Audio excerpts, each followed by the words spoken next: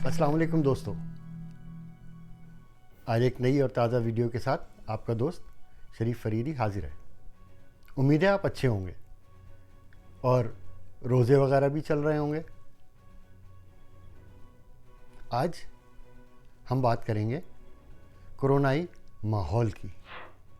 यूँ तो लातादाद वायरस और वबाएँ आलमी मंजरनामे पर आईं और अपनी तहलका खेजी से हज़ारों बल्कि लाखों जानें भी ले गईं, मगर ये जो अनदेखी और ख़तरनाक वबा का सामना है, जदीद तरक्की और हर तरह की सलाहियतों की हामिल अक़वाम को भी उस अनदेखे दुश्मन ने बेबस और लाचार कर दिया है।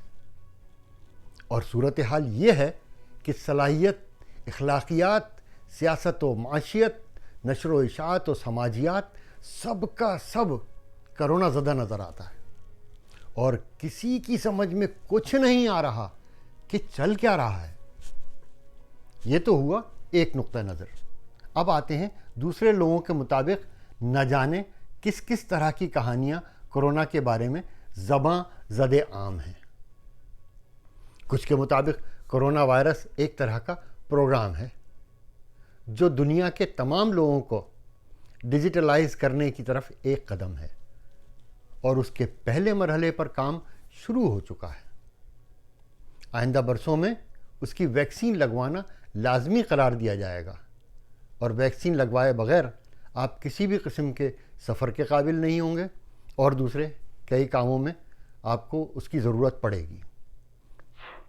ये वैक्सीन एक तरह का माइक्रोचिप है जो आपके रगो पे में हर वक्त मौजूद रहेगा और आपकी हर तरह की नक़्ल हरकत की निगरानी की जा सकेगी। इसकी दलील में लोग ये कहते हैं कि कंप्यूटर सॉफ्टवेयर की दुनिया का बेताज बादशाह अपना काम काज छोड़कर वैक्सीन बनाने और उसकी तरवीज के काम में क्यों दाखिल हुआ। दुनिया को कंट्रोल करने की तरफ एक कदम है। अब एक दूसरे नुक्ते नज़र की तरफ देखते हैं, बिग गवर्नेंस।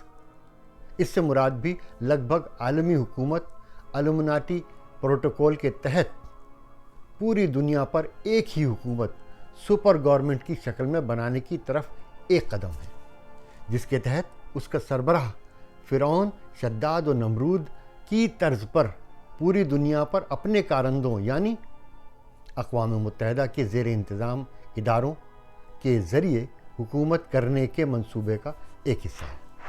और मंसूबे के मुताबिक किसी भी वक्त और दुनिया के किसी भी हिस्से में किसी भी किस्म का इंतशार बर्पा करके मनपसंद नताइज हासिल किए जा सकेंगे और इस काम में वर्ल्ड बैंक, IMF और दीगर इदारे मुआविन का किरदार अदा करेंगे। इसके अलावा इस कोरोना वायरस का कंट्रोल भी उसी खुफिया हाथ के पास है और ख़ुद इसराइली वज़ीर दिफा का कहना है कि हमें वायरस से कोई परेशानी नहीं है, क्योंकि जब ये वायरस दुनिया की 70% आबादी को मुतासिर कर लेगा तो अज खुद ख़त्म हो जाएगा। और इसी सिलसिले की एक और कड़ी 5G को भी बताया जा रहा है, क्योंकि 5G दुनिया का सबसे तेज़ रफ्तार इंटरनेट है और इसको सुपर कंप्यूटर के इस्तेमाल के ज़रिए दुनिया के हर हिस्से में मौजूद आलात और इंसानी नक़्ल हरकत पर मौसर अंदाज में नज़र रखी और मनपसंद नताइज हासिल किए जा सकते होंगे। और ये आपके जिस्म में मौजूद वैक्सीन में माइक्रोचिप की बदौलत मुमकिन हो सकेगा, क्योंकि उसके ज़रिए न सिर्फ नक़्ल हरकत बल्कि दिमागों को भी कंट्रोल किया जा सकेगा। एक इत्तला के मुताबिक कंप्यूटर की दुनिया के बेताज बादशाह ने इस नैनो चिप की शुरुआत के लिए अक़वाम मुत्तहिदा से $1 बिलियन का मुआहदा भी कर लिया है। इस मुआहदे में कोरोना वायरस की वैक्सीन बनेगी और इसमें इतनी छोटी चिप होगी जो सिर्फ खुर्दबीन के ज़रिए ही देखी जा सकती होगी। एक अखबार के मुताबिक इसी आलमगीर वबा के बारे में बहुत कम लोग ये जानते हैं कि पिछले 100 बरस से ये वबा चाइनीज़ कम्युनिस्ट पार्टी के ज़ेर इख्तिदार परवरिश पा रही थी और उसने सच्चाई पर पर्दा डाले रखा। और सोचने की बात यह है कि दुनिया की आबादी में वायरस के फैलाव के मुतवक्का नताइज हासिल नहीं हुए। ये वायरस उन इलाकों या उन मुल्कों में तेज़ी से फैला जिससे उसके करीबी रवाबित थे। चाइना में new coronavirus, Wuhan pneumonia virus, सार्स-CoV-2 वगैरह, मगर इन सब से मौजू नाम CCP वायरस है।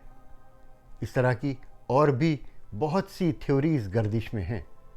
अब یہ بات کہاں تک سچ ہے اور کہاں تک مفروضات، یہ آنے والا وقت ہی بتائے گا، کیونکہ ہم نہ تو کسی کہتے ہوئے کی زبان روک سکتے ہیں اور نہ ہی کسی کی سوچ پر پہرے، اور شاید خود بھی یہ سمجھنے سے قاصر ہیں کہ ماجرا اصل میں کیا ہے اور اس کے پیچھے کیا عوامل اور کون سے خفیہ ہاتھ کار فرما۔ بہرحال حضرت انسان بھی کسی سے کم نہیں۔